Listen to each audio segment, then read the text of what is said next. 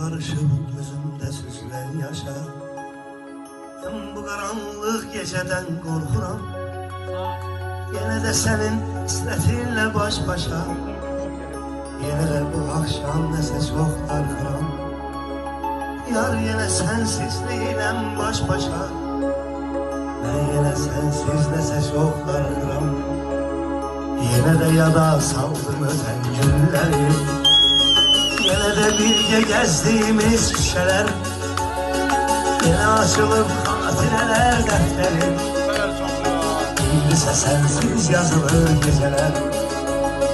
Yine açılıp haticeler defteri. İngilizce sensiz yazılır geceler.